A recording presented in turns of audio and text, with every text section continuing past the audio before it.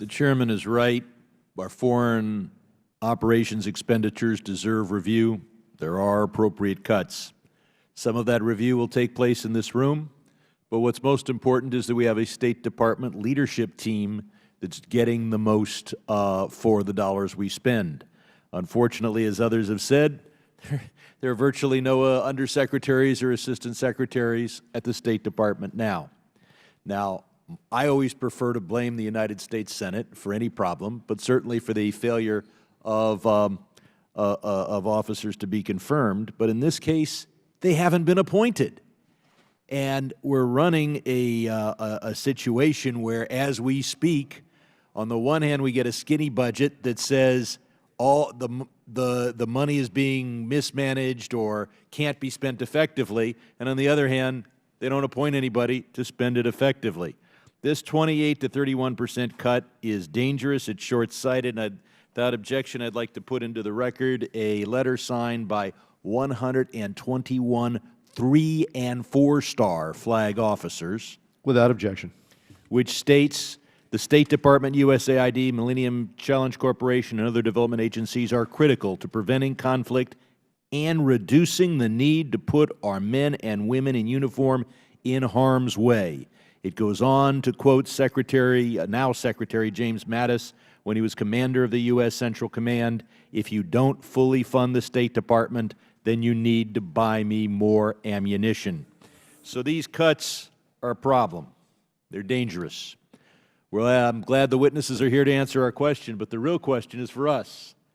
Will members of this committee stand up to these draconian cuts? Will we draw a line in the sand, and will we say we will not, as individuals, support the increase in defense appropriations bill going through until we're sure that the State Department and foreign operations are going to be adequately funded? Now, certain functions are protected, such as malaria, AIDS. That means the unprotected functions are going to be cut more than 28, more than 31%, such as public diplomacy, broadcasting, social media, but I want to focus on jobs for Americans. Export promotion, other foreign ministries do a lot more work on that than the State Department, but now we're going to cut that probably by well more than 31%. OPIC, Overseas Private Investment Corporation, makes $300 or $400 million a year for the Treasury, and that's not a one-time thing. That's year after year for 30 years. Plus, its main function is providing development abroad. And it provides jobs for Americans here. It makes money, yet it's zeroed out in this budget. But I want to focus on visas, because without foreign investment, without tourists, without international business deals that require face-to-face meeting, we're going to lose an awful lot of money. We grant 10 million visas every year for visitors, business, tourism, investment. They get over 15 million applications. If they screw up on just one application, we may have a terrorist incident. That's why our president has promised extreme vetting. But extreme vetting with extremely few visa officers is extremely stupid. It won't happen.